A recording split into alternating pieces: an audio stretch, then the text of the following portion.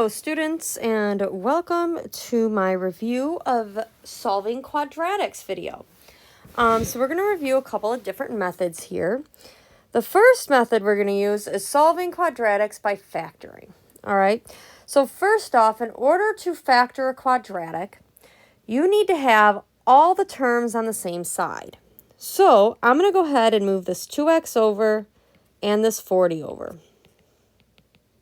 All right, so I end up with x squared plus 14x plus 40 equals 0. All right, so at this point, I can try and use factoring to solve. Now, you can attempt to use factoring to solve.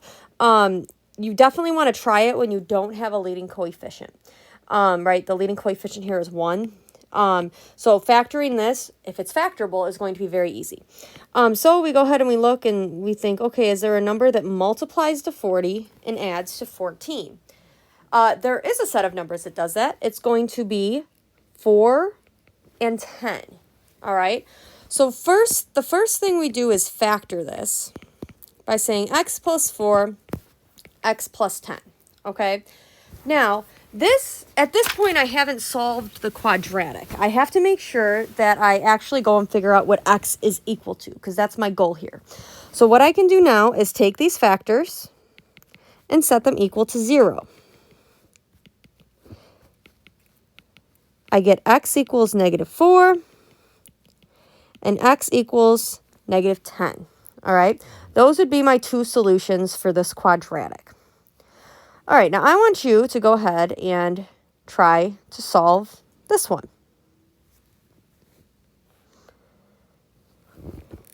So at this point, we want to go ahead and get everything on the same side. So we're going to add x to both sides and add 3 to both sides. We get x squared minus 15x plus 56. All right. So what we need to do is we need to figure out, is there a set of two numbers that multiply to positive 56 and add to negative 15? There are two numbers that do that. That's going to be -7 and -8. So now I've factored. I can go ahead and take my factors and set them equal to 0. I get 7. And I get 8 as my solutions. All right, so now let's go ahead and take a look at another problem. So here we want to solve this quadratic, and we're going to have to decide what method is best. So first, let's get everything on the same side. So we end up with 3x squared plus 8x plus 4 equals 0. Okay. Now, some of you guys know how to factor this using either AC factoring, using the borrow payback, where you multiply these two, you get 12, and you say, okay, what two numbers multiply to 12, get me to 8? That's going to be 6 and 2. Then you write it like this. And then you have to go and pull a factor out. This is the payback. We borrowed the 3. Now we got to give the 3 back. We get x plus 2, 3x plus 2 equals 0, and then we can set these factors equal to 0. All right, we get x equals -2, x equals -2/3. Now, some of you guys may be sitting there thinking, Miss Lat, I have no idea what you just did. How the heck did you factor that? And if you're sitting in that category, that is A-okay. There is another way to solve this. So this is using the factoring method. Now let's go ahead and solve this using quadratic formula. Okay? So in order to use quadratic formula, you still got to get everything on the same side. Okay? So we do that. And then we identify A, B, and C. Then we can go ahead and put this into the quadratic formula. It's -b plus or minus the square root of b squared minus 4ac all over 2a. And I recommend putting parentheses around your 4ac. All right, so we end up with -8 plus or minus the square root of b squared, which is 64, minus 4 times our a value of 3 times our c value of 4 all over 2 times 3.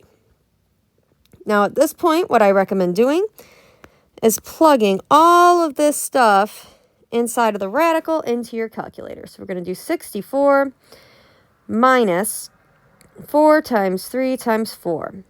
And I get a 16. So we end up with negative 8 plus or minus square root of 16 all over 6. Now we can easily take the square root of 16. That's 4. All right.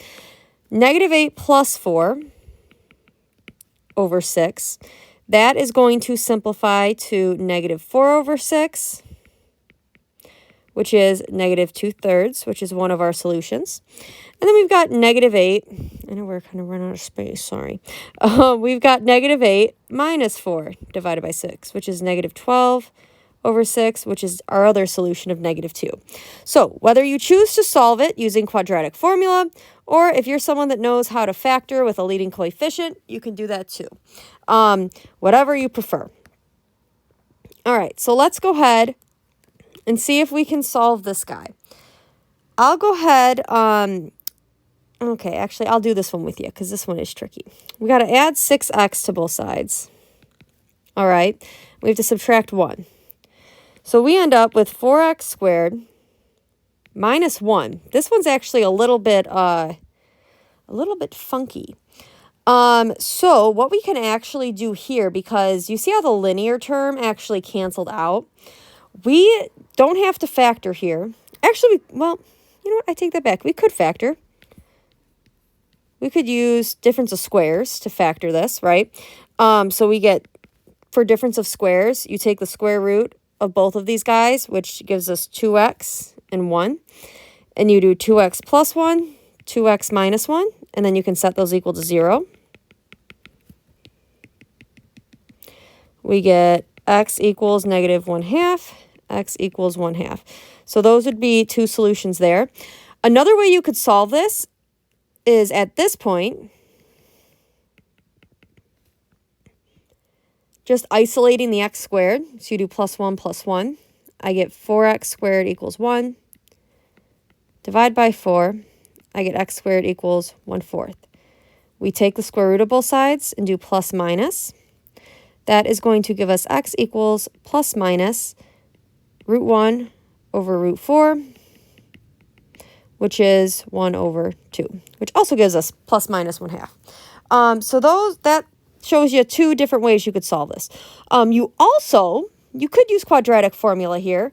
You would just use an a value of 4, a b value of 0, since that there's no, x term, it's like 0x, and then a c value of negative 1. You could use quadratic formula for that. All right, let's go ahead and try another problem. Now, something like this, all right, it's ready for you to go ahead and attempt to factor, right? Now, we don't have a leading coefficient, so this typically would be the kind of problem we would want to try and factor. Now, in order to factor this, right, we'd have to figure out what multiplies to 19 adds to 13, okay? Well, 19 is prime, so the only two numbers that I can multiply to get 19 are 1 and 19, okay? And unfortunately, when I add those together, I get 20. And I guess I also could do negative 1 and negative 19, which gives me negative 20. So neither of those options are going to add to give me this 13. So what that means is that this appears to be not factorable, okay? So when you end up with a quadratic that you can't factor, you should go ahead and use quadratic formula, all right?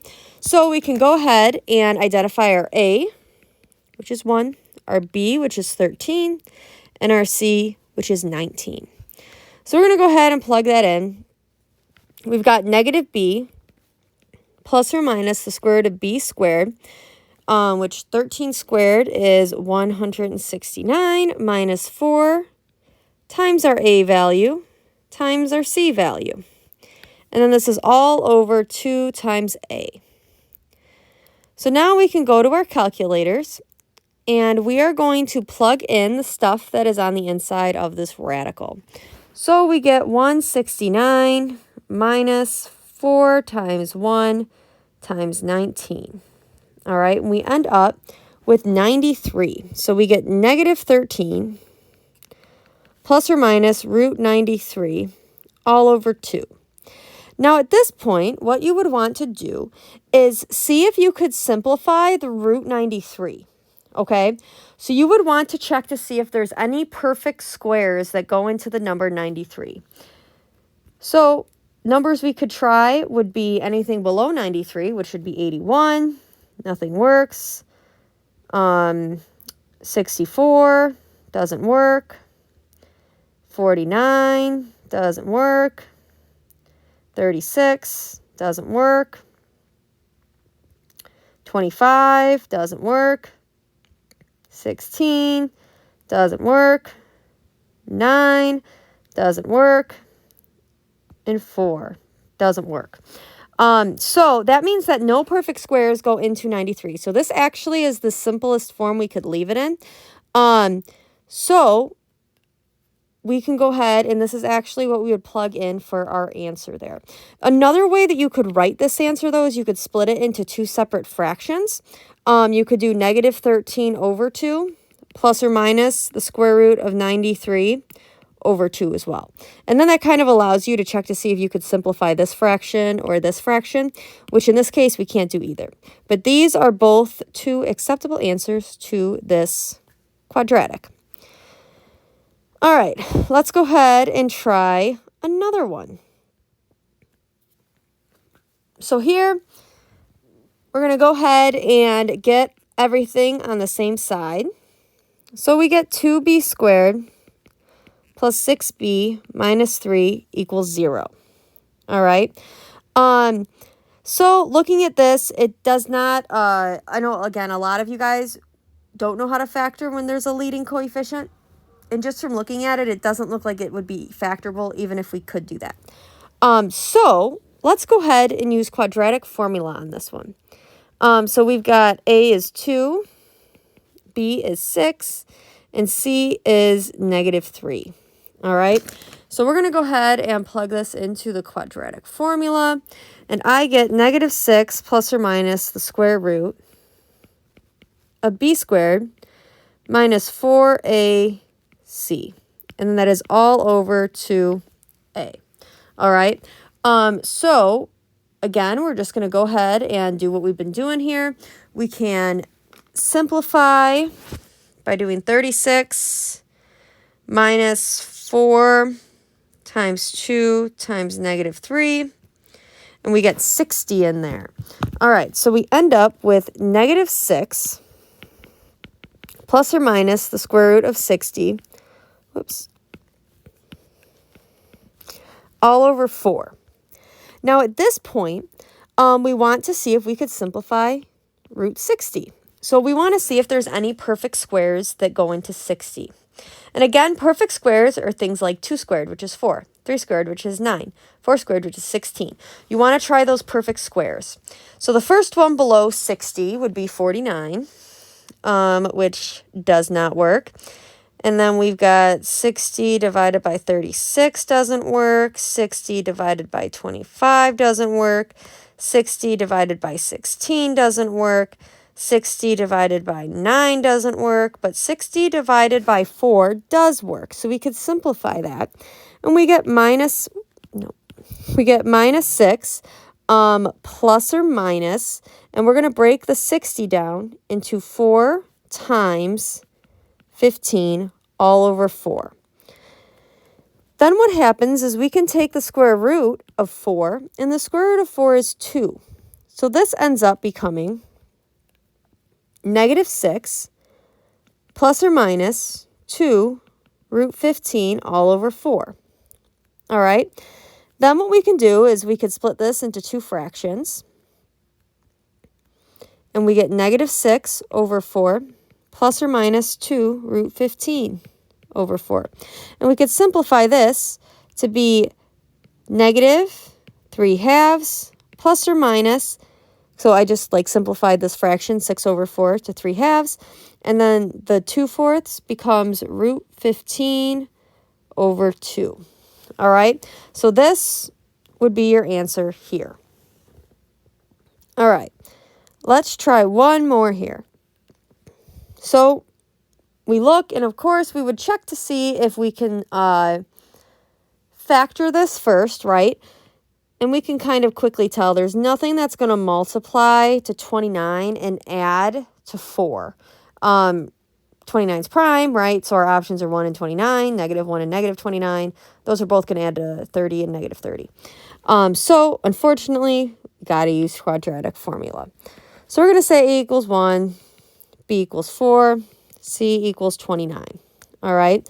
Then we can go ahead and put that into quadratic formula. We're going to do -b plus or minus the square root of b squared, which is 16, minus 4 times A times C, all over 2A. Then, of course, we can go to our calculator here, plug in this stuff on the inside of my radical. I get 16 minus 4 times 1 times 29. And I end up with -4 plus or minus the square root of -100, all over 2. All right. Now, the square root, or actually, hopefully this is kind of standing out to you. There's a problem here, right? We're taking the square root of a negative number. And hopefully you remember that when you take the square root of a negative, you get I. The square root of -100 is going to be 10I. All right. So then we can just split this into two fractions. We get -4 over 2 plus or minus 10I over 2. And we get -2 plus or minus 5I. And those would be our two solutions.